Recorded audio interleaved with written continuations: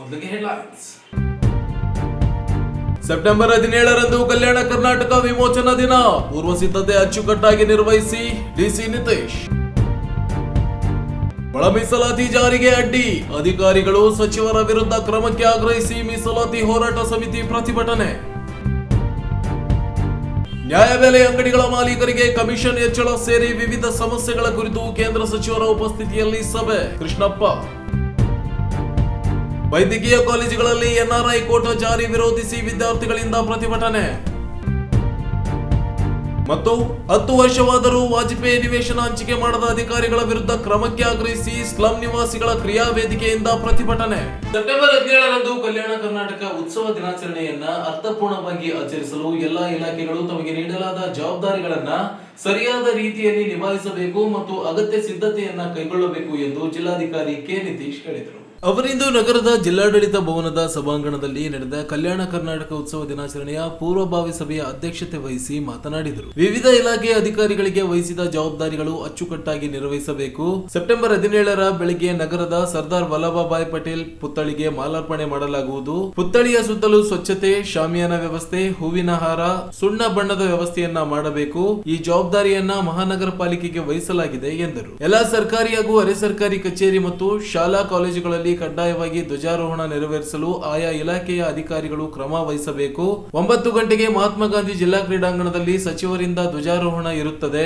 ಕಾರ್ಯಕ್ರಮವನ್ನ ಅಚ್ಚುಕಟ್ಟಾಗಿ ನಡೆಸುವುದಕ್ಕಾಗಿ ಒಂದು ಸಮಿತಿ ರಚಿಸಲಾಗಿದೆ. ಲೋಕೋಪಯೋಗಿ ಇಲಾಖೆಯವರು ಜಿಲ್ಲಾ ಕ್ರೀಡಾಂಗಣದಲ್ಲಿ ಮಳೆಯಿಂದ ಸಮಸ್ಯೆಯಾಗದಂತೆ ಮತ್ತು ವೇದಿಕೆಯನ್ನ ಅಚ್ಚುಕಟ್ಟಾಗಿ ನಿರ್ವಹಿಸಬೇಕು. ಮಹಾನಗರ ಪಾಲಿಕೆ ವತಿಯಿಂದ ಸ್ವಚ್ಛತೆ ಮತ್ತು ಮೂಲಭೂತ ಸೌಲಭ್ಯಗಳು ಇರುವಂತೆ ನೋಡಿಕೊಳ್ಳಬೇಕು ಎಂದು ಸೂಚಿಸಿದರು. ಸಚಿವರ ಸುದ್ದಿಗೋಷ್ಠಿಯನ್ನ ಕ್ರೀಡಾ ಇಲಾಖೆಯ ಕಚೇರಿ ಮೇಲ್ಮಹಡಿಯಲ್ಲಿ ವ್ಯವಸ್ಥೆ ಮಾಡಲಾಗುತ್ತಿತ್ತು. ಅಲ್ಲಿ ಧ್ವನಿ ಸರಿಯಾಗಿ ಕೇಳದಿರುವುದು ಮತ್ತು ಜಾಗದ ಸಮಸ್ಯೆ ಉಂಟಾಗುತ್ತಿತ್ತು. ಕ್ರೀಡಾ ಇಲಾಖೆಯ ವ್ಯಾಪ್ತಿಯ ಯಾವುದಾದರೂ ಒಂದು ಕೊಠಡಿಯಲ್ಲಿ ಸುದ್ದಿಗೋಷ್ಠಿಗೆ ವ್ಯವಸ್ಥೆ ಮಾಡಬೇಕು. ಅಲ್ಲಿ ಧ್ವನಿವರ್ಧಕದ ವ್ಯವಸ್ಥೆಯನ್ನು ಮಾಡಬೇಕು. ಪತ್ರಕರ್ತರಿಗೆ ಉಪಹಾರದ ವ್ಯವಸ್ಥೆಯನ್ನು ಅಚ್ಚುಕಟ್ಟಾಗಿ ಮಾಡಬೇಕು ಎಂದರು. ಕ್ರೀಡಾಂಗಣದ ಧ್ವಜಸ್ತಂಭದ ಎದುರಿನ ಗ್ಯಾಲರಿಯನ್ನ ತೆರವುಗೊಳಿಸಿ ಅಲ್ಲಿ ಹೊಸ ಧ್ವಜಸ್ತಂಭ ಹಾಗೂ ಪತ್ರಕರ್ತರಿಗೆ, ಅಧಿಕಾರಿಗಳಿಗೆ ಹಾಗೂ ಗಣ್ಯ ವ್ಯಕ್ತಿಗಳಿಗೆ ಕುಳಿತುಕೊಳ್ಳಲು ವ್ಯವಸ್ಥೆ ಮಾಡಬೇಕು. ಹೊಸ ಧ್ವಜಸ್ತಂಭದ ವೇದಿಕೆಯ ನಕ್ಷೆಯನ್ನ ತಯಾರಿಸಿ ನವೆಂಬರ್ ತಿಂಗಳ ಒಳಗಾಗಿ ಈ ವ್ಯವಸ್ಥೆಯನ್ನ ಮಾಡಬೇಕು ಎಂದು ತಿಳಿಸಿದರು. ನವೆಂಬರ್ 1ರಂದು ಕನ್ನಡ ರಾಜ್ಯೋತ್ಸವ ಆಚರಣೆಯಲ್ಲಿ ಜಿಲ್ಲೆಯ ಐತಿಹಾಸಿಕ ಮತ್ತು ಇಲಾಖೆಯ ಪ್ರಗತಿಯ ಕುರಿತಾದ ಸ್ತಬ್ಧ ಚಿತ್ರಗಳ ಮೆರವಣಿಗೆ ಮಾಡಲು ಸಿದ್ಧತೆ ನಡೆಸಬೇಕು. ಕಲ್ಯಾಣ ಕರ್ನಾಟಕ ಉತ್ಸವ ಆಚರಣೆಯನ್ನ ಅಚ್ಚುಕಟ್ಟಾಗಿ ಆಚರಣೆ ಮಾಡಬೇಕು ಎಂದು ಸೂಚನೆ ನೀಡಿದರು.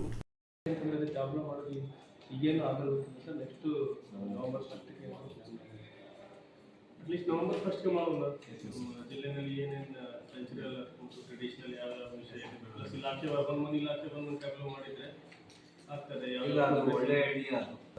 ಸಾಕಷ್ಟು ನಮ್ಮಲ್ಲಿ ವೆರೈಟಿ ಇದೆ. ಒಂದು ಕಮ್ಯುನಲ್ ಹಾರ್ಮೋನ್ ಇದು ಯಾರೋ ಮಾಡಿ ತೋರಿಸಿದ್ರು ನಮಗೆ. Highest paddy growers, highest cotton growers, ಇಷ್ಟೊಂದು ಬೇರೆ ಬೇರೆ ಪ್ರತಿ ತಾಲೂಕಲ್ಲಿ ಒಂದೊಂದು ಫೋರ್ಟ್ ಇದೆ. ಆಮೇಲೆ ಗೋಲ್ಡ್ ಇದೆ. ಮಸ್ಕಿಯಲ್ಲಿ ಅಶೋಕ ಶಿಲಾಶಾಸನ ಎಲ್ಲ ಈಗ ಎಕ್ಸ್ಕವೇಷನ್ ಮಾಡ್ತಾ ಇದ್ದಾರೆ. ಸೊ ಅಟ್ಲೀಸ್ಟ್ ಎಲ್ಲರಿಗೂ ಹೇಳೋ ಬದಲು ಅಟ್ಲೀಸ್ಟ್ 5 ಡಿಪಾರ್ಟ್ಮೆಂಟ್ಗೆ ಕಾರ್ಪೊರೇಷನ್ ಅವರೊಂದು, ಅದೇ ರೀತಿ ಬೇರೆ ಬೇರೆ PWD ಅವರು, ಫುಡ್ ಡಿಪಾರ್ಟ್ಮೆಂಟ್, ಒಂದು 5 ಮೇಜರ್ ಇಲಾಖೆಗೆ, ಸೋಷಿಯಲ್ ವೆಲ್ಫೇರ್, ಎಲ್ಲ ವೆಲ್ಫೇರ್ ಇಲಾಖೆ ಸೇರಿ ಒಂದು. ಸೊ ಅಟ್ಲೀಸ್ಟ್ ಒಂದು 5 ಟ್ಯಾಬ್ಲೆಟ್ ಮಾಡೋದು ನವೆಂಬರ್ 1ಗೆ. ನೀವು ಅದು ಈಗಲೇ ಅವ್ರಿಗೆ ಕರೆದು ನೀವು ಮಾತಾಡಿ, ಇಲ್ಲ ಅವರಿಂದ ರೆಸ್ಪಾನ್ಸ್ ಬರಲಿಲ್ಲ ಅಂದ್ರೆ ನನ್ನ ಗಮನಕ್ಕೆ ತರಬೇಕು. ಆಮೇಲೆ ನವೆಂಬರ್ 1ಗೆ ಬಂದು ಏನೂ ಆಗಿಲ್ಲ ಅಂತ ಕೈಚೇರಿ ಕೂತ್ಕೊಳ್ಳೋದಲ್ಲ. ಮುಂಚೆನೆ ನೀವು ಫಾಲೋ ಅಪ್ ಮಾಡಕ್ಕೆ ನಿಮ್ಗೆ ಹೇಳ್ತಾ ಇರೋದು. ಇವೇನಿತ್ತು ಅದು ನೋಡಿದ್ರೆ ಅದೇನೋ ಒಂದು ಫ್ರೀಡಮ್ ಕಾಣುತ್ತೆ. ಬಟ್ ನಂಗೆ ಗೊತ್ತಿರಲಿಲ್ಲ ಅದು ನಮ್ಮ ಸಿಸ್ಟಮ್ಯಾಟಿಕ್ ಆಗಿ ಅದು ಈಸ್ಟ್ ಫೇಸಿಂಗ್ ಅಂತ ಗೊತ್ತಿರಲಿಲ್ಲ.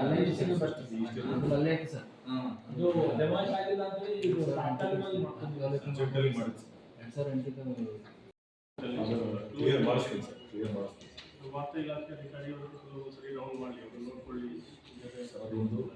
ಪದೇ ಪದೇ ಸ್ಟೇಜಿಗೆ ಮುಗಿಸ್ಬಿಡುವುದು. ಇದು ನಮ್ಮ ಹತ್ರ ಸೆಪ್ಟೆಂಬರ್, ಅಕ್ಟೋಬರ್ 2 ತಿಂಗಳಿದೆ.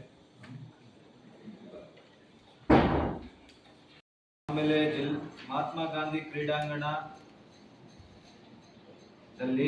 ಶಾಮಿಯಾನ ಮತ್ತು ಮೈಕ್ ಸೆಟ್, ಮುರ್ರಂ ಆಸನ ವ್ಯವಸ್ಥೆ ಮಾಡುವುದು. PWD ಇಲಾಖೆ ಎಸ್ಟಿಮೇಟ್ ಏನಾದ್ರು ಮಾಡಿದ್ದೀರಾ? ಬೇಸಿಕ್ ಆಗುತ್ತೆ ಅದು. ಅದೇನಿದೆ ನೀವು ಮಾಡಿ ಅದರದ್ದು ಇದು ನಾವು ಅಡ್ಜಸ್ಟ್ ಮಾಡಿ ಕೊಡ್ತೀವಿ. ಇಲ್ಲ ಕಾರ್ಪೊರೇಷನ್ ಇಂದ ಕೊಡಿಸ್ತೀವಿ.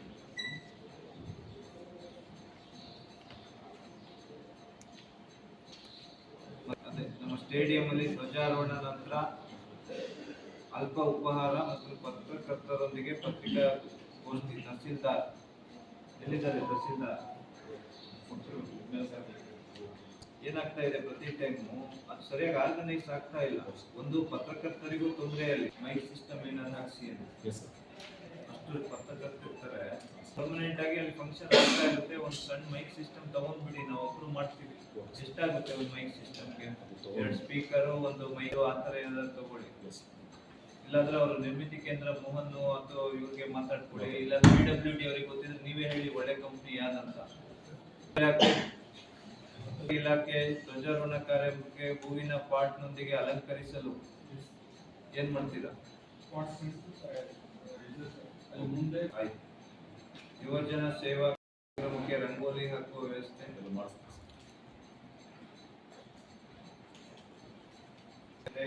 ಒಳಗೊಂಡ ಅಧಿಕಾರಿಗಳು. ಒಂದು ಆಯುಕ್ತರು, ಮಹಾನಗರ ಪಾಲಿಕೆ, RTO, ಆಮೇಲೆ ಸಬ್ ರಿಜಿಸ್ಟ್ರಾರ್.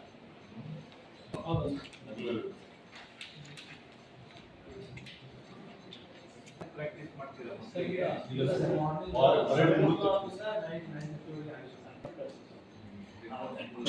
ಈಗ ಹೊಸದಿಲ್ಲ ಸರ್, ಎಕ್ಸಾಮ್ ಮಾಡ್ತಾರೆ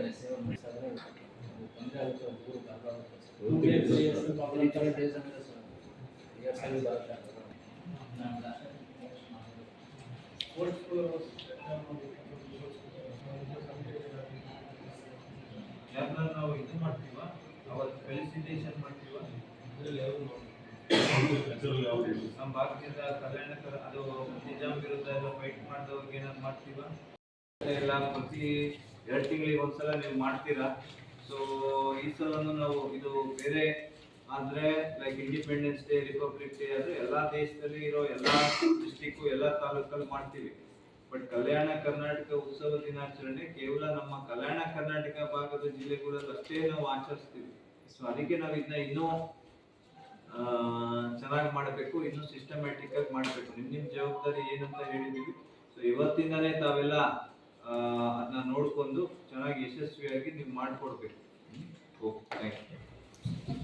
ಈ ಸಂದರ್ಭದಲ್ಲಿ ಜಿಲ್ಲಾ ಪಂಚಾಯತ್ ಮುಖ್ಯ ಕಾರ್ಯನಿರ್ವಾಹಕ ಅಧಿಕಾರಿ ಈಶ್ವರ್ ಕುಮಾರ್ ಕಾಂದು, ಹೆಚ್ಚುವರಿ ಪೊಲೀಸ್ ಅಧೀಕ್ಷಕ ಕುಮಾರಸ್ವಾಮಿ, ಡಿವೈಎಸ್ಪಿ ಪ್ರಮಾನಂದ್ ಗೋಡ್ಕೆ, ಪ್ರಭಾರ ಅಪರ ಜಿಲ್ಲಾಧಿಕಾರಿ ಈರಣ್ಣ ಬಿರಾದರ್, ಪಾಲಿಕೆಯ ಉಪ ಆಯುಕ್ತೆ ಸಂತೋಷಿ ರಾಣಿ, ಯುವ ಸಬಲೀಕರಣ ಮತ್ತು ಕ್ರೀಡಾ ಇಲಾಖೆಯ ಸಹಾಯಕ ನಿರ್ದೇಶಕ ಹಿರೇಶ್ ನಾಯಕ್, ತೋಟಗಾರಿಕೆ ಇಲಾಖೆಯ ಉಪನಿರ್ದೇಶಕ ಮೊಹಮ್ಮದ್ ಅಲಿ, ಕಾರ್ಮಿಕ ಅಧಿಕಾರಿ ಆರತಿ, ಭಾರತ್ ಸೇವಾ ದಳದ ಸಂಚಾಲಕ ವಿದ್ಯಾಸಾಗರ್ ಚಣಮಗೇರಿ ಸೇರಿದಂತೆ ಅನೇಕರು ಉಪಸ್ಥಿತರಿದ್ದರು. ಪರಿಶಿಷ್ಟ ಜಾತಿಗಳ ಒಳ ಮೀಸಲಾತಿ ಜಾರಿಗೊಳ್ಳಲು ಅಡ್ಡಿಯುಂಟು ಮಾಡುತ್ತಿರುವ ಸಮಾಜ ಕಲ್ಯಾಣ ಸಚಿವ HC ಮಹದೇವಪ್ಪ, ಮುಖ್ಯ ಕಾರ್ಯದರ್ಶಿ ಮಣಿವಣ್ಣನ್, ಆಯುಕ್ತ ರಾಕೇಶ್ ಕುಮಾರ್ ಮತ್ತು SCP DSP ಸಂಯೋಜಕ ವೆಂಕಟಯ್ಯ ಇವರನ್ನ ಕೂಡಲೇ ಬೇರೆ ಇಲಾಖೆಗೆ ವರ್ಗಾಯಿಸಬೇಕೆಂದು ಒತ್ತಾಯಿಸಿ ಪರಿಶಿಷ್ಟ ಜಾತಿಗಳ ಒಳ ಮೀಸಲಾತಿ ಜಾರಿ ಹೋರಾಟ ಸಮಿತಿ ವತಿಯಿಂದ ನಗರದ ಅಂಬೇಡ್ಕರ್ ವೃತ್ತದಲ್ಲಿ ಪ್ರತಿಭಟನೆ ನಡೆಸಲಾಯಿತು. ನ್ಯಾಯಮೂರ್ತಿ HN ನಾಗಮೋಹನ್ ದಾಸ್ ಆಯೋಗದ ವರದಿಯನ್ನ ಸ್ವೀಕರಿಸಿ ಬಹಿರಂಗಪಡಿಸಿ ಸಂಪುಟ ಸಭೆಯಲ್ಲಿ ಮಂಡಿಸಲಾಗಿದೆ. 59 ಅಲೆಮಾರಿ ಸಮುದಾಯಗಳಿಗೆ 1% 17 ಸಮುದಾಯಗಳುಳ್ಳ ಮಾದಿಗ ಸಂಬಂಧಿತ ಸಮುದಾಯಗಳಿಗೆ 6%, 19 ಸಮುದಾಯಗಳುಳ್ಳ ಛಲವಾದಿ ಹೊಲೆಯ ಸಮುದಾಯಗಳಿಗೆ 5% ಸ್ಪರ್ಶ ಸಮುದಾಯಗಳಾದ ಬಂಜಾರ, ವಡ್ಡ, ಕೊರಚ, ಕೊರಮ, 59 ಅಲೆಮಾರಿ ಸಮುದಾಯಗಳಿಗೆ 5% ಒಳ ಮೀಸಲಾತಿ ಕಲ್ಪಿಸಲಾಯಿತು. 2022ರ ಸಾಲಿನ ರೋಸ್ಟರ್ ಬಿಂದುಗಳಿಗೆ ಸಂಬಂಧಿಸಿದಂತೆ DPAR ಕಡತವನ್ನ ದುರುದ್ದೇಶದಿಂದ ವಾಪಸ್ ಮಾಡುವ ಸಂಭವವಿದೆ. ಈ ಎಲ್ಲಾ ಗೊಂದಲಗಳಿಗೆ ಮುಖ್ಯ ಕಾರಣವೇ ಸಮಾಜ ಕಲ್ಯಾಣ ಇಲಾಖೆಯ ಒಂದೇ ಸಮುದಾಯದ ಹತೋಟಿಯಲ್ಲಿ ಇರುವುದರಿಂದ ಇತರೆ ಪರಿಶಿಷ್ಟ ಸಮುದಾಯಗಳ ಹಿತಾಸಕ್ತಿಯನ್ನ ಬಲಿ ಕೊಡಲಾಗುತ್ತಿದೆ ಎಂದು ದೂರಿದರು. ಸಮಾಜ ಕಲ್ಯಾಣ ಸಚಿವ ಮತ್ತು ಸಮಾಜ ಕಲ್ಯಾಣ ಇಲಾಖೆಯಲ್ಲಿನ ಪ್ರಮುಖ ಹುದ್ದೆಗಳನ್ನ ಹೊಂದಿದ ಹೊಲೆಯ ಛಲವಾದಿ ಸಮುದಾಯದ ಅಧಿಕಾರಿಗಳನ್ನ ಕೂಡಲೇ ವರ್ಗಾವಣೆ ಮಾಡಬೇಕು. ಒಂದೇ ಸಮುದಾಯದ ಆಡಳಿತ ಆ ಸಮುದಾಯದ ಪಕ್ಷಪಾತಿತನವೇ ಆಗುತ್ತದೆ ಎಂದು ಆಪಾದಿಸಿದರು. ಹೊಲೆಯ ಛಲವಾದಿ ಅಧಿಕಾರಿಗಳನ್ನ ಕೂಡಲೇ ವರ್ಗಾವಣೆ ಮಾಡಬೇಕು ಎಂದು ಒತ್ತಾಯಿಸಿದರು. ಸಮಾಜ ಕಲ್ಯಾಣ ಇಲಾಖೆಯಲ್ಲಿರುವ ಒಂದು ಜಾತಿಗೆ ಸೇರಿದ ಅಧಿಕಾರಿಗಳನ್ನು ಕೂಡಲೇ ವರ್ಗಾವಣೆ ಮಾಡಲೇಬೇಕು. ಒಂದು ಜಾತಿಗೆ ಸೇರಿದ ಅಧಿಕಾರಿಗಳನ್ನು ವರ್ಗಾವಣೆ ಮಾಡಲೇಬೇಕು. ಸಾಮಾಜಿಕ ನ್ಯಾಯದ ವಿರೋಧಿ ವರ್ಗಾವಣೆ ಮಾಡಲೇಬೇಕು. ವರ್ಗಾವಣೆ ಮಾಡಲೇಬೇಕು. ಸಾಮಾಜಿಕ ನ್ಯಾಯದ ಹೋರಾಟ, ಸಾಮಾಜಿಕ ನ್ಯಾಯದ ಹೋರಾಟ, ಸಾಮಾಜಿಕ ನ್ಯಾಯದ ವಿರೋಧಿಗಳಿಗೆ, ಸಾಮಾಜಿಕ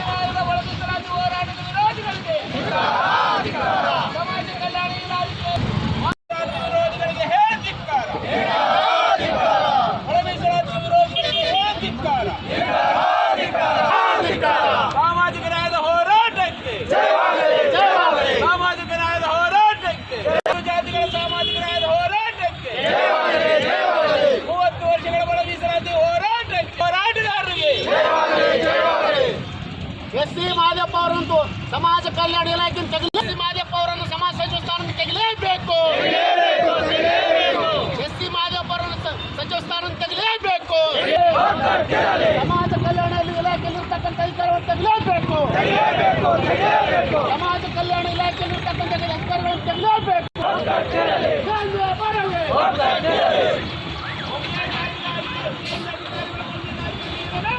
ಮೀಸಲಾತಿ ಹೋರಾಟವನ್ನು ವಿರೋಧಿಸತಕ್ಕಂಥ ಅಧಿಕಾರಿಗಳಿಗೆ ಹೇಳಿ ಧಿಕ್ಕಾರ. ಮಂತ್ರಿವರ್ಯರಿಗೆ ಹೇಳಿ ಧಿಕ್ಕಾರ. ಒಂದೇ ಜಾತಿಗೆ ಸೇರಿದ ಅಧಿಕಾರಿಗಳು ಒಂದು ಇಲಾಖೆಯಲ್ಲಿ ಇರಲೇಬಾರದು. ಸಾಮಾಜಿಕ ನ್ಯಾಯಕ್ಕಾಗಿ ಎಲ್ಲಾ ಜಾತಿಗಳಿಗೆ ಪ್ರಾತಿನಿಧ್ಯ ಕೊಡಲೇಬೇಕು. ಒಂದು ಇಲಾಖೆಯಲ್ಲಿ ಒಂದೇ ಜಾತಿಗೆ ಸೇರಿದ ಅಧಿಕಾರಿಗಳನ್ನು ಕೂಡಲೇ ವರ್ಗಾವಣೆ ಮಾಡಲೇಬೇಕು. ಸಾಮಾಜಿಕ ನ್ಯಾಯಕ್ಕಾಗಿ ಒಳ ಮೀಸಲಾತಿ ಹೋರಾಟಕ್ಕೆ ಸಾಮಾಜಿಕ ನ್ಯಾಯಕ್ಕಾಗಿ ಒಳ ಮೀಸಲಾತಿಯನ್ನು ವಿರೋಧಿಸತಕ್ಕಂಥ ಅಧಿಕಾರಿಗಳಿಗೆ ಹೇಳಬೇಕು. ಒಳ ಮೀಸಲಾತಿ ವಿರೋಧಿಸತಕ್ಕಂಥ ಮಂತ್ರಿವರ್ಯರನ್ನು ವರ್ಗಾವಣೆ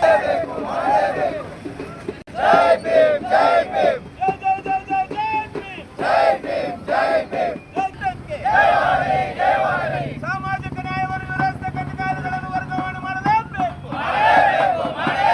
ಸಾಮಾಜಿಕ ನ್ಯಾಯವನ್ನು ವರ್ಗಾವಣೆ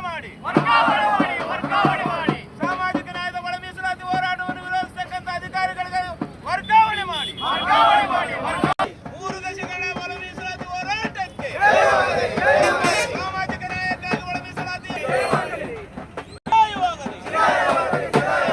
ವಿಶ್ವದ ಸಮಾನತೆ ಹೋರಾಟ ಚಿರಾಯುವಾಗಲಿ. ಅಂಬೇಡ್ಕರ್ ವಾದ ಜಿಂದಾಬಾದ್, ಫೂಲೆ ವಾದ ಜಿಂದಾಬಾದ್. ಇವತ್ತು ಸಾಮಾಜಿಕ ನ್ಯಾಯಕ್ಕಾಗಿ ಒಳ ಮೀಸಲಾತಿ ಹೋರಾಟ ಏನು ಪ್ರಾರಂಭ ಆಗಿದೆ. ಕಳೆದ 1 ತಿಂಗಳಿನಿಂದ ಕರ್ನಾಟಕ ರಾಜ್ಯ ಸರ್ಕಾರವು ಪರಿಶಿಷ್ಟ ಜಾತಿಗಳ ಒಳ ಮೀಸಲಾತಿ ಸಂಬಂಧಿಸಿದಂತೆ ನಿರ್ಣಯವನ್ನು ತೆಗೆದುಕೊಂಡಿದೆ. ಆ ನಿರ್ಣಯದಲ್ಲಿ ಹಲವಾರು ಲೋಪಗಳಾಗಿವೆ. ಅಲೆಮಾರಿಗಳನ್ನು ಬೇರೆ ದಲಿತ ಸಮುದಾಯಗಳ ಜೊತೆಗೆ ಸೇರಿಸಿ ಅವ್ರಿಗೂ ಅನ್ಯಾಯ ಮಾಡಲಾಗಿದೆ.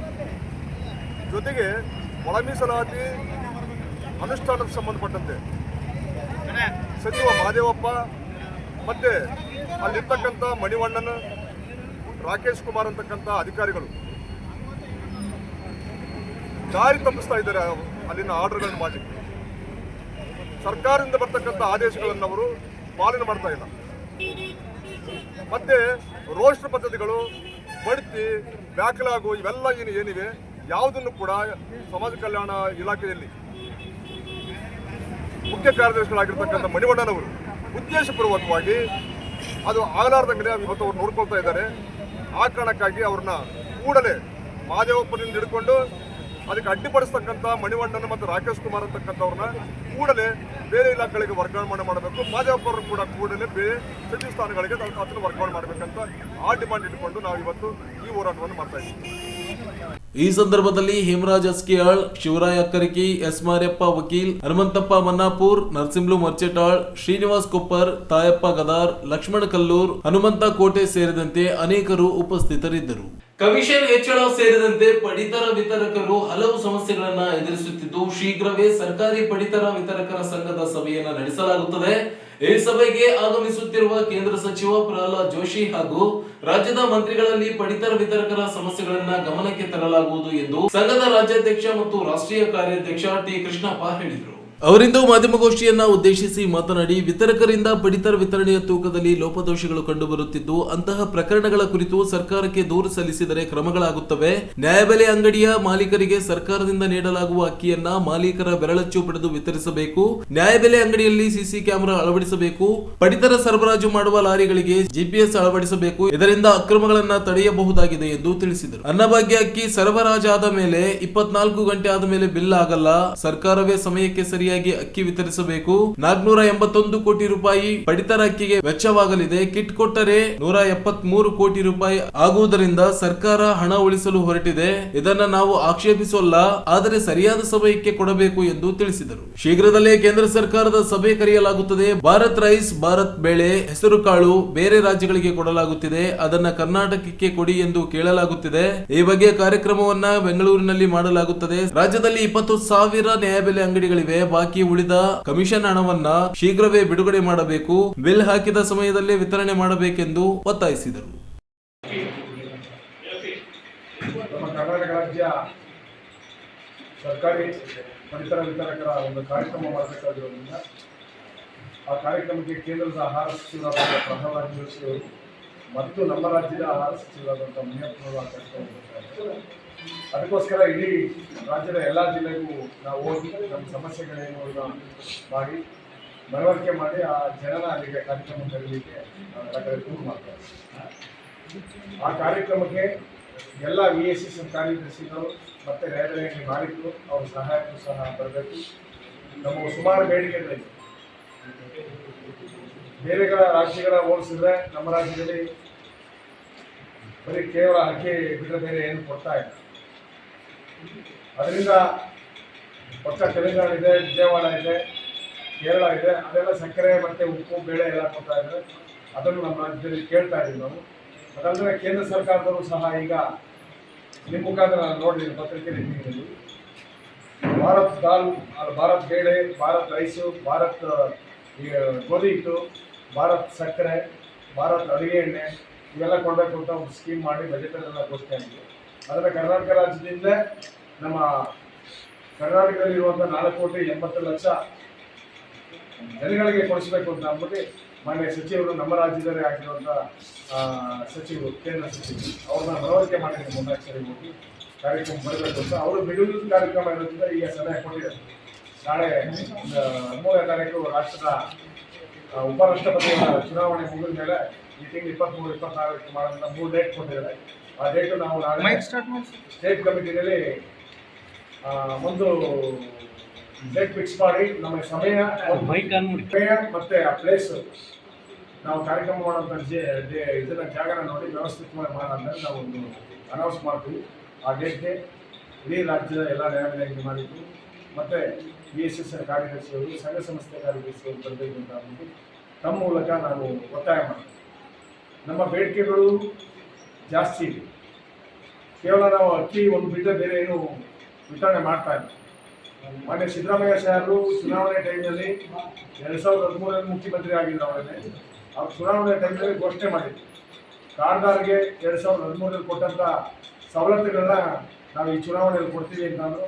ಅದರಿಂದ 136 ಜನರು ಗೆದ್ದಿದ್ದಾರೆ. ಈಗ ಅದು ಕೊಡಬೇಕಾದ್ರೆ ಅವ್ರು ಹಿಂದೆ ಮುಂದೆ ನೋಡಿ ಬಜೆಟ್ ಇದು ಮತ್ತು ಈ ಏನೇನು 5 ಗ್ಯಾರಂಟಿಗಳು ಇದ್ರ ಮುಖಾಂತರ ನಾವು ವಿತರಣೆ ಮಾಡ್ತಾ ಇದ್ದೀವಿ ಅಂತ ಸ್ವಲ್ಪ ವಿಳಂಬ ಮಾಡಿದ್ವಿ. ನಾವು ಒತ್ತಾಯ ಮಾಡಿ ಮನವರಿಕೆ ಮಾಡಾದ್ಮೇಲೆ DBT ಮುಖಾಂತರ ಕೊಡ್ತಾ ಇರೋಂಥ ದುಡ್ಡು ಸರಿಗೆ ಸೇರ್ತಿಲ್ಲ ಜನಗಳಿಗೆ. ಅದಲ್ಲದೆ ಕೇಂದ್ರ ಸರ್ಕಾರ 22 ರೂಪಾಯಿ ಅಕ್ಕಿ ಕೊಡ್ತಾ ಇರೋದ್ರಿಂದ ನಿಮ್ಮ ಸರ್ಕಾರಕ್ಕೆ ಬಜೆಟ್ ಘೋಷಣೆ ಮಾಡಿರೋ ದುಡ್ಡು 2,000-2,500 ಕೋಟಿ ಉಳಿತಾ ಇದೆ. ಅದರಿಂದ ನೀವು ಅಕ್ಕಿ ಕೊಡ್ಬೇಕು ಸರ್ ಅಂತ ಮನವಿ ಮಾಡಿದಾಗ ಅವ್ರು ಒಪ್ಪಿ ಫೆಬ್ರವರಿ 19ನೇ ತಾರೀಕಿಂದ ನಮ್ಗೆ 10 kg ಅಕ್ಕಿ ಘೋಷಣೆ ಮಾಡಿದೆ. ಆ ಥರ ಈಗ ಕೊಡ್ತಾ ಇದ್ದಾರೆ. ಅದು ವಿಳಂಬ ಏನು ತೊಂದರೆ ಆಗ್ತಾ ಇದೆ ಅಂದರೆ ಅಕ್ಕಿ ಅಲಾಟ್ ಮಾಡ್ದವ್ರೆ ಕೊಡ್ತಾರೆ. ಬಟ್ ಅವರು FCNವ್ರಿಗೆ ದುಡ್ಡು ಕಟ್ಟಬೇಕು. 22 ರೂಪಾಯಿ ರೇಷನ್ಗೆ 481 ರೂಪಾಯಿ ಪ್ರತಿ ತಿಂಗಳು ದುಡ್ಡು ಕಟ್ಟಬೇಕು. ಆ ದುಡ್ಡು ಕೊಟ್ಟಂಥ ಸಮಯ ತುಂಬ ವಿಳಂಬ ಆಗ್ತದೆ. ನಮಗೆ ಯಾವಾಗಲೂ 1ನೇ ತಾರೀಕಿಂದ ಎತ್ತೊಳಗೆ ಅವಕಾಶ ಮಾಡಿಕೊಟ್ಟು 5ನೇ ತಾರೀಕಿಂದ ವಿತರಣೆ ಮಾಡಬೇಕು ಆಧಾರ. ಯಾಕಂದರೆ ನೀವು ಕೊಡೋದೇ 20ನೇ ತಾರೀಕು ಕೇಂದ್ರ ಸರ್ಕಾರದ ಅನ್ನಭಾಗ್ಯ ಅಕ್ಕಿ ಇವೆರಡು ಸೇರಿ ಕೊಟ್ಟಾಗ ಆಗ ಸರ್ವರ್ ಸಮಸ್ಯೆ ಆದರೆ ಈ ಕಾರ್ಡ್ದಾರಿಗೆ ಕೂಲಿ ಕಾರ್ಮಿಕರಿಗೆ ತುಂಬ ತೊಂದರೆ ಆಗ್ತದೆ. ಅದರಿಂದ ಮಾನ್ಯ ಸಚಿವರನ್ನ, ಮಾನ್ಯ ಸಿದ್ದರಾಮಯ್ಯನವರ ಒತ್ತಾಯ ಮಾಡ್ತಾ ಇದ್ದೀನಿ ನಿಮ್ಮ ಮುಖಾಂತರ, ನೀವು 1ನೇ ತಾರೀಕಿಂದ ಕಾರ್ಡ್ದಾರಿಗೆ ವಿತರಣೆ ಮಾಡೋಕ್ಕೆ ಅವಕಾಶ ಮಾಡಿಕೊಡಿ. 5ನೇ ತಾರೀಕಿನೊಳಗೆ ಎತ್ತೊಳಗೆ ಮುಗಿಬೇಕು ಇಡೀ ರಾಜ್ಯಾದ್ಯಂತ. 5ರಿಂದ ವಿತರಣೆಗೆ ಅವಕಾಶ ಮಾಡಿಕೊಡಿ. ನೀವು 5ಕ್ಕೆ 10ನೇ ತಾರೀಕು ಆದಮೇಲೆ ನೀವು ವಿತರಣೆಗೆ ಎತ್ತೊಳಗೆ ಅವಕಾಶ ಮಾಡಿಕೊಟ್ರೆ ಒಂದು 20 ದಿವಸ ಬರೀ ಎತ್ತೊಳಗೆ ಆಗ್ತದೆ. ಅದರಿಂದ ವಿತರಣೆ ಮಾಡೋಕ್ಕೆ ಕಷ್ಟ ಆಗ್ತದೆ. ಅಂದರೆ ಅನ್ನಭಾಗ್ಯ ಅಕ್ಕಿ ಬಿಲ್ ಹಾಕ್ಸಿದ 24 ಅವರ್ಸು ವಿತರಣೆಗೆ ಅವಕಾಶ ಮಾಡಿಕೊಡ್ತಾ ಇದೆ. ಅದು ನಾನು ಆಗಲೇ ಈಗ NIC ಅವರಿಗೆ ಮತ್ತು ಕಮಿಷನರ್ಗೆ ಸೆಕ್ರೆಟರಿಗೆಲ್ಲ ಮಾಡಿದ್ದೀನಿ. ನೆನ್ನೆ ಈ ತಾಲೂಕು ಅಧ್ಯಕ್ಷರು ಹೇಳಿದ್ರು ಈಗ 8 ಗಂಟೆಗೆ ನಿಲ್ಲಿಸಿದ್ದಾರೆ ಅಂತ. ಅದು ಇದು ಗ್ರಾಮಾಂತರ ಪ್ರದೇಶದಲ್ಲಿ ಏನಾಗ್ತದೆ ಅಂದರೆ ಎಲ್ಲ ಒಟ್ಟಿಗೆ ಒಂದೇ ಸರಿ ಕಳಿಸ್ಕೊಡ್ತಿದ್ದಾರೆ. ಸಿಟಿನಲ್ಲಿ ಸಮಯ ಜಾಗದ ಅಭಾವ ಇರೋದ್ರಿಂದ 2-3 ಸರಿ ಬಿಲ್ ಆಗ್ತದೆ. ಅವ್ರಿಗೆ ಏನಾಗ್ತದೆ ಅಂದರೆ 24 ಅವರ್ಸ್ ವ್ಯತ್ಯಾಸ ಆದಾಗ ಕಾರ್ಡ್ದಾರಿಗೆ ತೊಂದರೆ ಆಗ್ತದೆ. ಅದರಿಂದ ತೊಂದರೆ ಆಗೋದು ಬೇಡಿ. ಅದನ್ನು ಏನಾಗಿದೆ 1ನೇ ತಾರೀಕಿಂದ ಕೊಡುವಂಥ ಆಹಾರ ಪದಾರ್ಥನ 1ನೇ ತಾರೀಕಿಂದ ಇಶ್ಯೂ ಮಾಡಿ 5ನೇ ತಾರೀಕಿಂದ ನಾವು ಕಾರ್ಡ್ದಾರಿಗೆ ಇಶ್ಯೂ ಮಾಡ್ತೀವಿ ಅಂತ ಅಂದ್ಬಿಟ್ಟು ಮನವಿ ಮಾಡ್ತಾ ಇದ್ದೀವಿ. ಈ ಕಾರ್ಯಕ್ರಮಕ್ಕೆಲ್ಲ ಬರಬೇಕು. ನಮ್ಮ ಬೇಡಿಕೆ ಕೇಂದ್ರ ಮತ್ತು ರಾಜ್ಯ ಸರ್ಕಾರದ ಮುಂದೆ ಮನವರಿಕೆ ಮಾಡಬೇಕು. ಅವ್ರನ್ನ ಮನವಿ ಮಾಡಿ ಈಗಾಗಲೇ ಅವರು ಒಪ್ಪಿದ್ದಾರೆ ಕಾರ್ಯಕ್ರಮಕ್ಕೆ. ಈ ಸಂದರ್ಭದಲ್ಲಿ ಪ್ರಮುಖರಾದ ಚಂದ್ರಶೇಖರ್, ಹೋಮಣ್ಣ, ನಾಗರಾಜ್, ಅಮರೇಗೌಡ, ಮಹಾವೀರ್, ಗಜೇಂದ್ರ, ದೇವರಾಜ್, ತಿಮ್ಮಪ್ಪ ಸೇರಿದಂತೆ ಅನೇಕರು ಉಪಸ್ಥಿತರಿದ್ದರು. ವೈದ್ಯಕೀಯ ಕಾಲೇಜುಗಳಲ್ಲಿ ಆರ್ಎನ್ಐ ಕೋಟಾ ಮಾಡಿದ್ದನ್ನ ಖಂಡಿಸಿ ಎಐಡಿಎಸ್ಒ ನೇತೃತ್ವದಲ್ಲಿ ನಗರದ ಮಹಾನಗರ ಪಾಲಿಕೆ ಕಚೇರಿ ಎದುರು ಪ್ರತಿಭಟನೆ ನಡೆಸಲಾಯಿತು. ವೈದ್ಯಕೀಯ ಕಾಲೇಜುಗಳಲ್ಲಿ 15% ಆರ್ಎನ್ಐ ಕೋಟಾ ನಿಗದಿಪಡಿಸಿದ ಸರ್ಕಾರದ ನಡೆಯನ್ನ ಖಂಡಿಸಿದರು. ವೈದ್ಯಕೀಯ ಪ್ರತಿ ಸೀಟಿಗೆ 25 ಲಕ್ಷ ರೂಪಾಯಿ ನಿಗದಿಪಡಿಸಿದ್ದು ಬಡ ವಿದ್ಯಾರ್ಥಿಗಳಿಗೆ ದುಬಾರಿಯಾಗಿದೆ. ವೈದ್ಯಕೀಯ ಪ್ರವೇಶವನ್ನ ವಂಚಿಸಿದಂತಾಗುತ್ತದೆ. ಸರ್ಕಾರ ಬದಲಾವಣೆ ಮಾಡಬೇಕು ಎಂದು ಒತ್ತಾಯಿಸಿದರು. ವೈದ್ಯಕೀಯ ಪ್ರವೇಶಗಳು ಬಡವರ ಪಾಲಿಗೆ ದುಬಾರಿಗೊಳಿಸಿ ಕೇವಲ ಶ್ರೀಮಂತರಿಗೆ ಮಾತ್ರ ಅನುಕೂಲವಾಗುವಂತೆ ಮಾಡಲಾಗಿದೆ. ಗ್ರಾಮೀಣ ಭಾಗದ ಅರ್ಹ ವಿದ್ಯಾರ್ಥಿಗಳಿಗೆ ವೈದ್ಯಕೀಯ ಪ್ರವೇಶ ಸಿಗುತ್ತಿತ್ತು. ಇದೀಗ ಶುಲ್ಕ ಹೆಚ್ಚುವರಿ ಜೊತೆಗೆ ಆರ್ಎನ್ಐ ಕೋಟಾದಡಿ ಪ್ರವೇಶ ವಂಚಿತರಾಗಿ ವೈದ್ಯಕೀಯ ಕ್ಷೇತ್ರಕ್ಕೆ ಬರುವ ಕನಸು ಕನಸಾಗಿಯೇ ಉಳಿಯುವಂತೆ ಸರ್ಕಾರ ಮಾಡುತ್ತಿದೆ ಎಂದು ಆಪಾದಿಸಿದರು. ಸರ್ಕಾರದ ಕಾಲೇಜುಗಳಲ್ಲಿ 12,447 ಬೋಧಕ ಹುದ್ದೆಗಳು ಖಾಲಿ ಇವೆ. ಹುದ್ದೆಗಳ ಭರ್ತಿಗೆ ಮತ್ತು ಮೂಲಭೂತ ಕ್ರೋಢೀಕರಣ ನೆಪದಲ್ಲಿ ಸೀಟುಗಳ ಮಾರಾಟಕ್ಕೆ ಮುಂದಾಗಿದೆ. ಕೂಡಲೇ ಇದನ್ನ ಕೈಬಿಡಲು ಒತ್ತಾಯಿಸಿದರು. ಮೆಡಿಕಲ್ ಕಾಲೇಜಲ್ಲಿ 15% ಎನ್ಆರ್ಐ ಕೋಟೆ ಯಾರ ಹಿತಕ್ಕಾಗಿ ಉತ್ತರ ಕೊಡಿ. ಸರ್ಕಾರಿ ವೈದ್ಯಕೀಯ ಕಾಲೇಜುಗಳಲ್ಲಿ ವ್ಯಾಪಾರ ಇವಾಗಲೇ ನೇತಾಜಿ ದೇಶಗಳಲ್ಲಿ ವ್ಯಾಪಾರ ಸರ್ಕಾರಿ ಮೆಡಿಕಲ್ ಕಾಲೇಜುಗಳ ಎನ್ಆರ್ಐ ಕೋಟೆ ಯಾರ ಹಿತಕ್ಕಾಗಿ ಹೋರಾಟ ಇವಾಗಲೇ ಸರ್ಕಾರಿ ವೈದ್ಯಕೀಯ ಕಾಲೇಜುಗಳಲ್ಲಿ ವ್ಯಾಪಾರ ಸಲ್ಲದು. ಸರ್ಕಾರಿ ವೈದ್ಯಕೀಯ ಕಾಲೇಜುಗಳಲ್ಲಿ ವ್ಯಾಪಾರ ನಡೆಯೋದಿಲ್ಲ. ವಿದ್ಯಾರ್ಥಿ ಹೋರಾಟ ಇವಾಗಲೇ ಸರ್ಕಾರಿ ವೈದ್ಯಕೀಯ ಕಾಲೇಜುಗಳಲ್ಲಿ 15% ಎನ್ಆರ್ಐ ಕೋಟೆ ಯಾರ ಹಿತಕ್ಕಾಗಿ ವಿದ್ಯಾರ್ಥಿಗಳ ಸೀಟ್ಗಳನ್ನು 25 ಲಕ್ಷಕ್ಕೆ ಹರಾಜು ಮಾಡ್ತಾರೆ. ಸರ್ಕಾರಕ್ಕೆ ಎಳ್ಳು ಧಿಕ್ಕಾರ. ಎನ್ಆರ್ಐ ಕೋಟೆ ಯಾರ ಹಿತಕ್ಕಾಗಿ ಉತ್ತರ ಕೊಡ. ಸರ್ಕಾರಿ ವೈದ್ಯಕೀಯ ಕಾಲೇಜುಗಳಲ್ಲಿ ವ್ಯಾಪಾರ ಸಲ್ಲದು. 15% take back and 50% NRI quota take back. ಇನ್ಕ್ಲಾಬ್ ಜಿಂದಾಬಾದ್. ಸರ್ಕಾರಿ ಮೆಡಿಕಲ್ ಕಾಲೇಜ್ ವಿದ್ಯಾರ್ಥಿಗಳ ಹೋರಾಟ ಇವಾಗಲೇ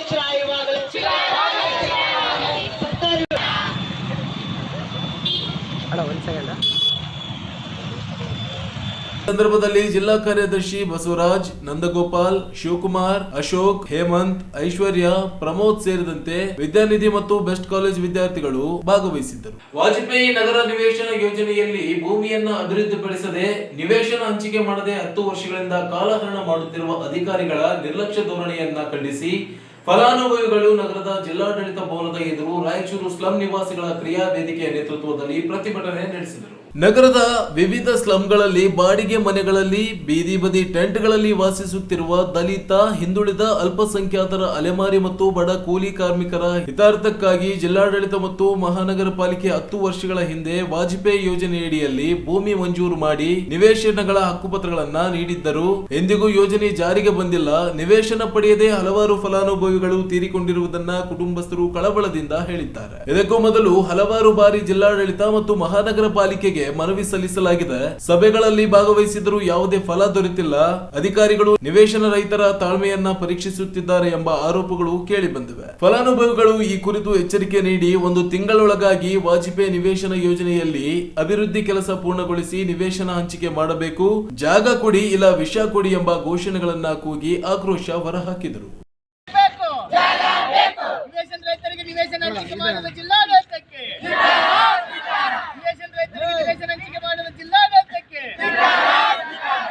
ಜಾಗ ಕೊಡೇ ಇಲ್ಲ.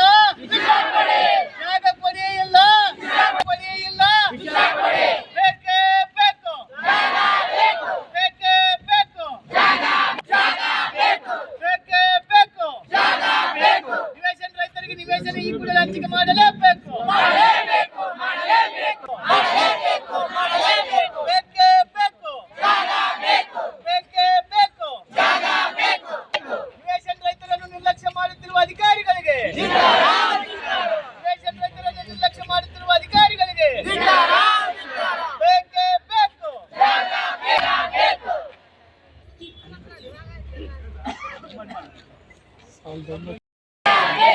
ಬೇಕೇ ಬೇಕು.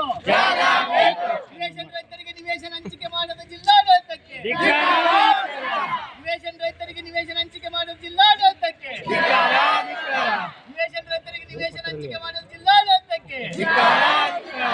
ಮತ್ತೆ ಟ್ರಾನ್ಸ್ಫರ್ ಆಗಿ ಸರ್ ಒಂದ್ ನಿಮಿಷ, ಟ್ರಾನ್ಸ್ಫರ್ ಆಗಿ ಮತ್ತೆ ಬಂದ್ರು ಇನ್ನೂ ನಮಗೆ ಜಾಗ ಹಂಚಿಕೆ ಆಗಿಲ್ಲ.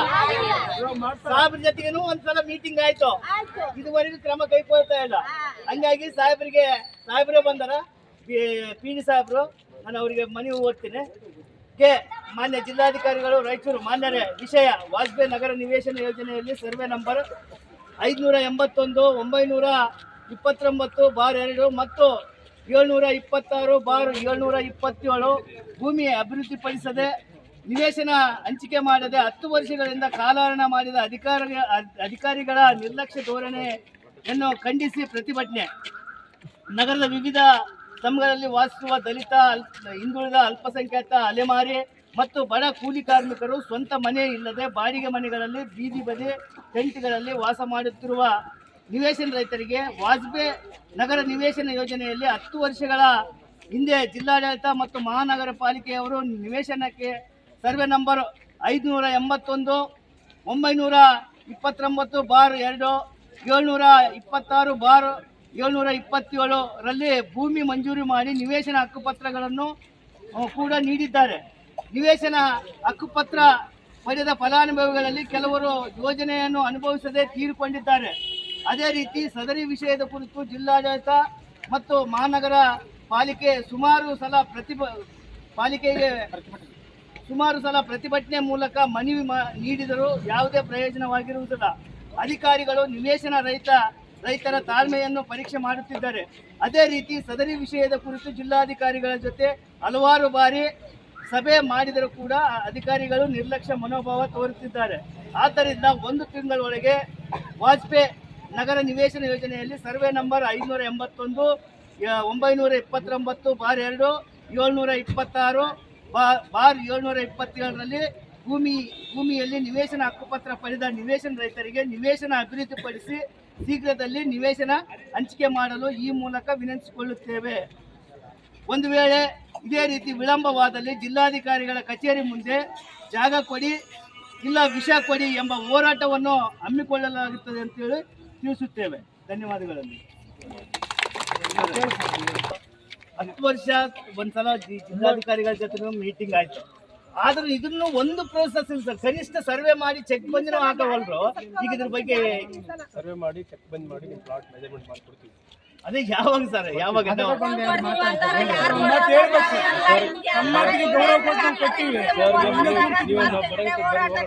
ಸರ್ ಈಗ